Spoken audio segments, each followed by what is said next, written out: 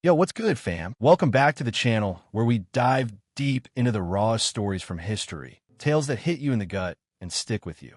Today, we're stepping into the dusty, chaotic streets of 6th century Mecca with a story that's pure fire. It's around 583 CE, and a kid, 13 years old, no money, no power, stands up to a monster in a market full of cowards. This is about Prophet Muhammad, peace be upon him, way before the revelations, when he was just a boy with a heart bigger than the desert. It's brutal, it's real, and it's got a moment that'll make you cheer. So grab your popcorn, smash that like button, and let's roll back to a day that changed everything.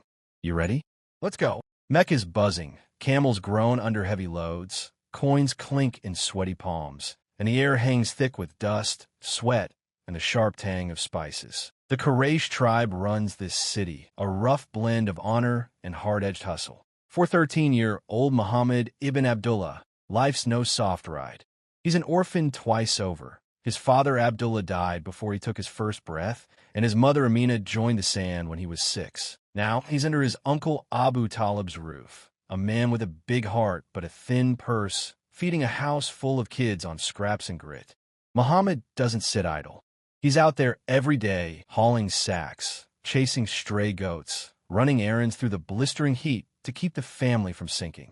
This day, the sun's a relentless fist, smashing down on the market square. Stalls line the maze of dirt paths, stacked high with dates sticky from the heat, strips of leather stiff with dust, chipped clay pots, and bundles of coarse cloth. Traders bark over each other, voices hoarse from haggling, while barefoot kids dart between legs, snatching crumbs or dodging kicks. Muhammad weaves through it all, a small sack of barley digging into his shoulder. His tunic's a faded patchwork, stitched too many times, and his hands are calloused from years of herding sheep in the rocky hills. He's thin, hunger's a constant shadow, but wiry, built from scrapping and surviving.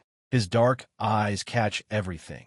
A trader palming an extra coin, a camel spitting at a drunk, a woman bartering her last bracelet for a handful of lentils. He's heading to trade the barley for bread when a scream rips through the chaos. High, jagged, desperate. Then a whip cracks, sharp as a snap bone. Muhammad stops dead, head snapping toward the sound. A few stalls down, near a heap of rugs baked stiff by the sun, a crowd's forming, not to help, but to stare. He pushes closer, heart slamming against his ribs, the barley sacks slipping to the ground. There's a boy, maybe 9 or 10, crumpled in the dirt, skinny as a twig, ribs poking through rags that barely cling to him. His wrists are raw, chafed bloody from iron shackles biting into his skin. A slave, less than a dog to most here. Looming over him is a Quraysh merchant, a hulking brute with his sweat-drenched robe, clinging to his bulk, and a beard like a nest of thorns. His thick fist grips a leather whip, slick with the kid's blood, and he's roaring loud enough to rattle the stalls. "You clumsy dog! Dropped my jug! Cost me a week's profit!" The whip lashes down again. Crack! The boy whimpers, curling into a tighter ball, skinny arms shielding his face. Blood oozes from a gash on his cheek, mixing with the dirt into a muddy smear. The crowd mutters, some chuckle, some shrug. One guy spits into the dust, but no one steps in. This is just another day. Slaves bleed, masters bellow, the world spins on. Muhammad's fists tighten, nails digging into his palms. He's seen cruelty plenty, rich kids mocking his patched clothes, hunger clawing his stomach. But this hit's different. This is a line crossed. He steps forward, legs trembling but firm, voice slicing through the merchant's rant. "Stop." It's one word, loud, clear like a rock shattering glass. The crowd goes quiet, heads swiveling. The merchant freezes mid-swing, whip hanging limp, and turns his glare on this kid, 13, scrawny, no name worth a damn, daring to open his mouth. "What did you say, boy?" he snarls, spit flecking his cracked lips. Muhammad doesn't back off. Stop hitting him. He's had enough. His voice shakes, not from fear, but from something boiling inside, hot and unstoppable. The merchant lets out a laugh, rough and mean, like gravel crunching underfoot. "Who are you, runt?" Another beggar's brat, sticking his nose where it don't belong. He lumbers closer, towering over Muhammad, whip twitching in his grip. "This slave's mine, bought with good silver. I'll beat him till he learns, and you'll shut your trap." The crowd shifts, some jeer, smash the orphan, while others lean in, curious. A wiry trader with a crooked nose yells, "Give him a taste, Jamil." Muhammad's alone.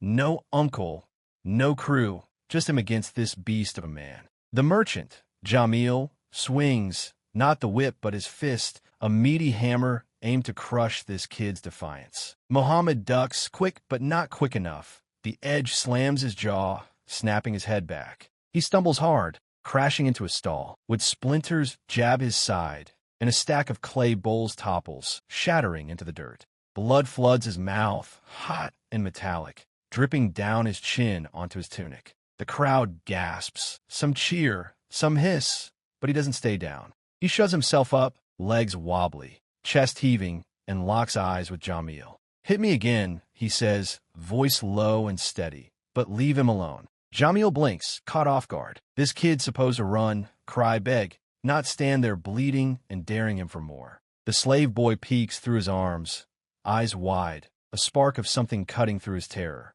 The crowd's alive now, buzzing, shoving for a better look. He's lost his mind. A woman with a basket of figs snaps. "Who's this kid think he is?" A toothless old man cackles. Jamil's pride's on a knife's edge. He raises the whip, teeth bared. "I'll break you both, you little—" "Leave him be, you beast." An old woman, gray hair wild, back bent like a bow, shoves through the crowd, clutching a gnarled stick. Her voice cracks, but carries. "He's got more honor than you'll ever scrape together, Jamil." A skinny goat herder with sunburned arms nods, muttering, "She's right, kid's got guts." A few others grunt agreement, quiet, but enough. The air shifts, heavy with eyes and whispers. Jamil hesitates, whip still raised, sweat beading on his brow. Muhammad doesn't move. Blood streaks his face, jaw swelling, but he stands like a rock. Seconds drag, thick and tense, until Jamil spits a fat glob into the dirt. "Not worth my time," he growls, jamming the whip into his belt. He swings a boot into the slave boy's side. "Get up, filth!" and storms off, shoving through the crowd.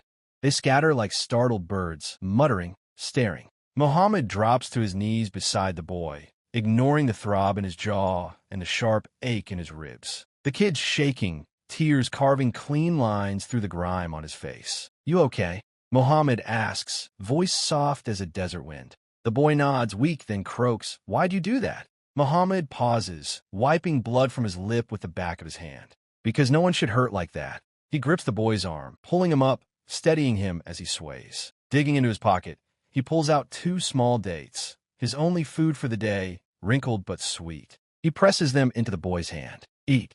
You need it more." The boy stares at the dates, clutching them tight, and whispers, "Thank you." It's faint, crack, but it hits Muhammad hard.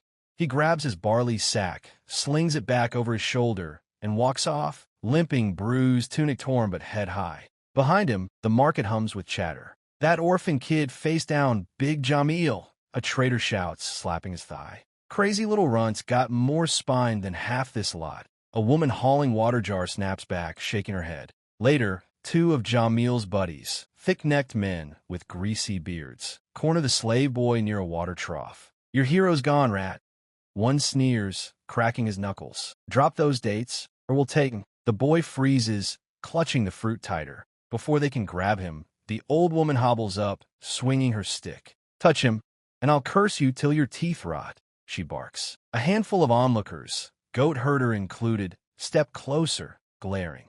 The men curse, spit, and slink off, outnumbered. That night, under Abu Talib's sagging roof, Muhammad doesn't spill the tale. His cousins, Ali, barely 8, and Fatima, wide-eyed at 10, spot the swollen jaw, the blood-crusted lip, the ripped tunic. "What happened?" Ali demands, fist balled like he's ready to fight someone. Muhammad shrugs, wincing as he lowers himself onto a thin mat. "Fell in the market." Fatima frowns, unconvinced, but fetches a damp rag, pressing it to his face without a word. He lies there, staring at the cracked ceiling, replaying it. The whip, the blood, the boy's trembling thank you. Sleep dodges him. His side aches, his jaw pulses, but something's shifted. Justice, raw and unyielding, takes root. Days later, word trickles back. The slave boy, named Zayd by a kind stall-keeper who saw it all, trades those dates for a scrap of bread and a story of his own. A kid who stood up when no one else would. Zayd's still in chains, but he carries himself a little taller, whispering Muhammad's name to other slaves huddled in the dark. In the market, traders swapped the tale over watered-down wine, adding flourishes. Jamil's whip was iron-tipped. Muhammad took 3 punches, but the core sticks. A 13-year-old orphan stared down a giant and won. Years pass, and that day echoes. In the cave of Hira, when the first words of revelation burn into him, Muhammad remembers the dirt, the blood, the spark of standing for what's right. The boy who faced Jamil grows into the man who lifts the broken, fights the cruel, and reshapes a world, not with fists, but with a heart forged in that market square, unbent and unbreakable. And that's the tale, fam. The day a 13-year-old Muhammad stared down cruelty and didn't blink. It's brutal, it's messy, but it's proof strength isn't size or status. It's what's in here, point to chest. That slave boys, please stuck with him, shaped him into the legend we know. What do you think? Could you take that hit? Drop your thoughts in the comments. Hit subscribe if this got you hyped, and tell me what gritty story you want next. Until then, stay bold, stay real. Peace out.